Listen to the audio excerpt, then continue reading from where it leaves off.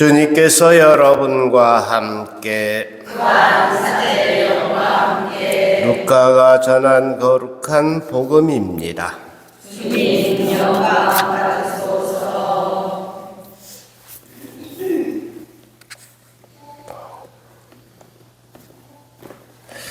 주간 첫날 바로 그날 예수님의 제자들 가운데 두 사람이 예루살렘에서 예순 스타디온 떨어진 엠마오라는 마을로 가고 있었다. 그들은 그동안 일어난 모든 일에 관하여 서로 이야기하였다. 그렇게 이야기하고 토론하는데 바로 예수님께서 가까이 가시어 그들과 함께 걸으셨다. 그들은 눈이 가리어 그분을 알아보지 못하였다. 예수님께서 그들에게 걸어가면서 무슨 말을 서로 주고받느냐 하고 물으시자 그들은 침통한 표정을 한 채 멈추어 섰다. 그들 가운데 한 사람 클레오파스라는 이가 예수님께 예루살렘에 머물렀으면서 이 며칠 동안 그곳에서 일어난 일을 혼자만 모른다는 말입니까? 하고 말하였다. 예수님께서 무슨 일이냐 하시자 그들이 그분께 말하였다.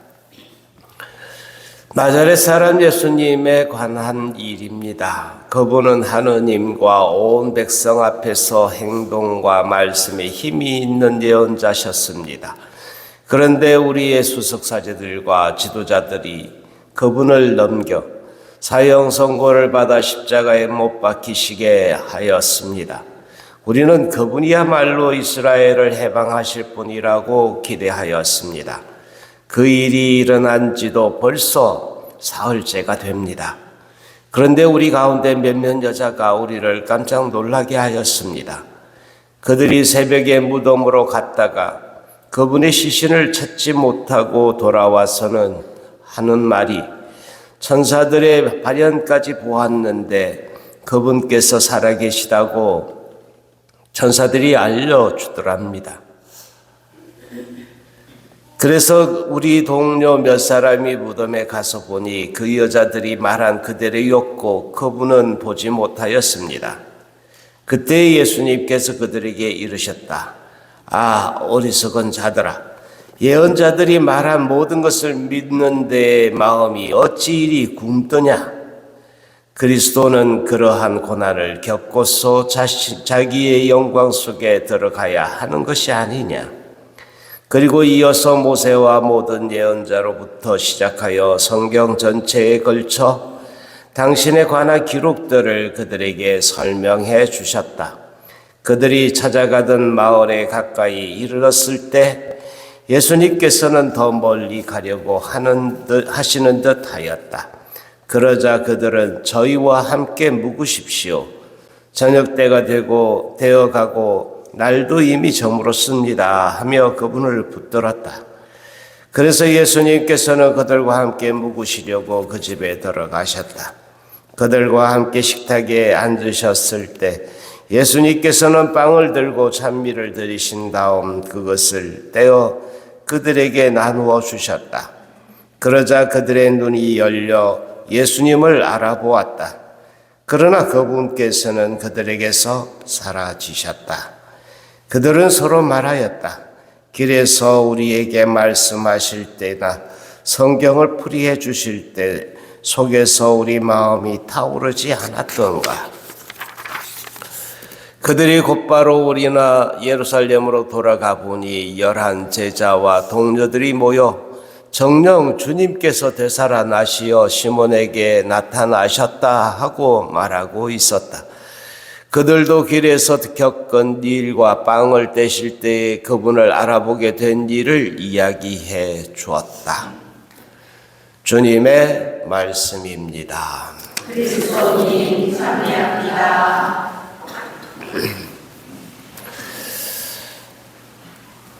엠마오로 가는 제자의 모습을 우리는 오늘 이렇게 들었는데 엠마오로 가는 제자들의 얘기 안에 우리가 이게 좀 더 세밀히 좀 들여다봐야 될 부분들이 있어요.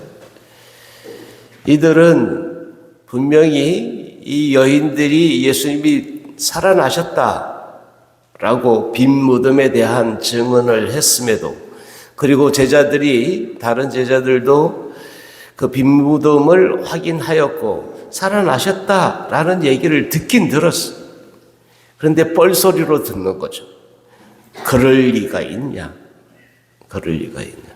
그만큼 부활을 믿기가 어려웠던 것은 사실입니다. 그래서 그런 얘기를 듣긴 들었지만 자기들과는 상관없이 자기들은 자기들의 고향으로 내려가고 있는 것이죠. 이제 그뿐만 아니라 이제 낙담한 채 내려가는 것이죠. 그 부활하셨다는 얘기, 무덤이 비었고 여인들에게 천사들이 예수님이 부활하셨다 이 얘기를 했다고 전해 들었는데도 그럴 리가 없다라고 낙담한 채 내려가고 있었으니 그들의 눈과 귀가 모두 닫혀 있었던 건 당연하지 않았겠냐. 그래서 그들은 투덜투덜 자신들의 고향으로, 자신들의 원래 집으로 이렇게 돌아가고 있는 그 길이었습니다. 우리들의 일상 안에 주님이 부활하셨다는 얘기를 듣고도 이렇게 터덜터덜 내려가는 그 길에는 주님이 보일 수가 없죠. 그런데 또 한 가지 재미있는 것은 주님은 이 부활하신 예수님과 굉장히 짓궂죠. 예? 무슨 얘기냐? 무슨 일이냐? 라고 이렇게 시치미를 뚝 떼고 이렇게 물으시잖아요. 네, 굉장히 짓궂다. 이제 제자들 나야 하고 한마디 딱 하셨으면 바로 알았을 수도 있을 텐데 안 그러신다 이거예요, 주님은. 그래서 무슨 일이냐? 이러고 이제 되물어서 그 사람들로부터 그 얘기를 하게 만드신다. 그러면서 자신들에 있는 속내를 풀어내게 만드시죠. 그리고 이 성경 말씀들에 대해서 쭉 이야기합니다. 여기서 이제 우리가 우리들의 일상 안에 공동체 안에서 이렇게 복음 나누기 하는 거, 복음 나누기 중요하겠죠.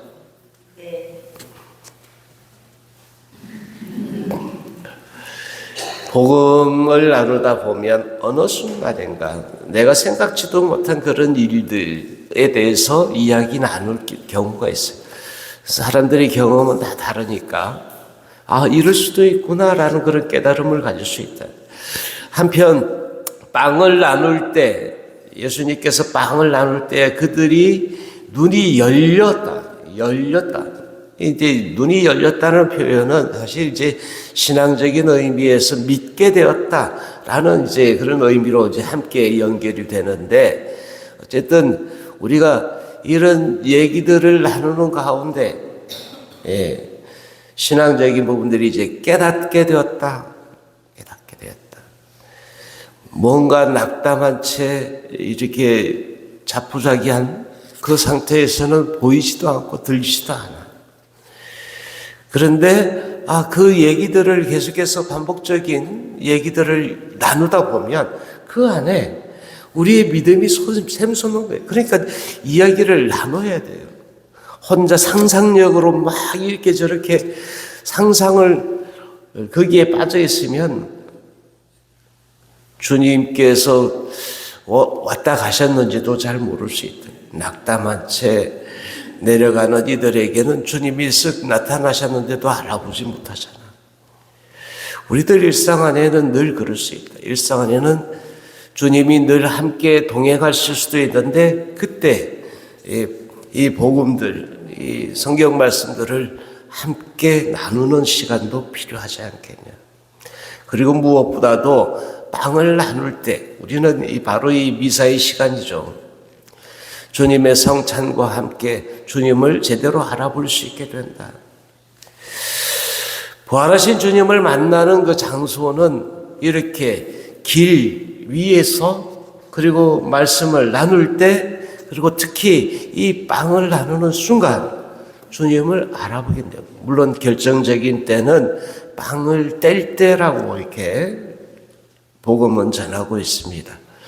우리가 우리의 삶, 우리들의 일상 안에 이렇게 길에서 이야기를 나누고 성경 말씀에 대해서 이야기하고 그리고 빵을 떼는 것이 우리들의 쭉 일상이잖아요. 일상 안에 주님과 함께 동행하는, 그래서 부활하신 주님을 알아보게 되는 우리들이 되는 것, 이것이 또 다른 부분, 우리의 일상을 엠마오로 가는 이 제자들과 함께 가는 여정으로 만들어 놓는 것이 아닐까 생각합니다.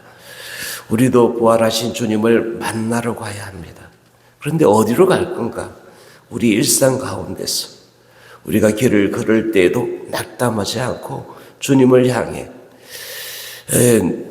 마음과 길을 열고 또 성경 말씀을 통해서 또 빵을 떼는 이 순간 주님께서 함께 오시고 또 함께 우리의 믿음을 키워주시고 볼 수 있게 만날 수 있게 해주시기를 함께 청해야 되겠습니다.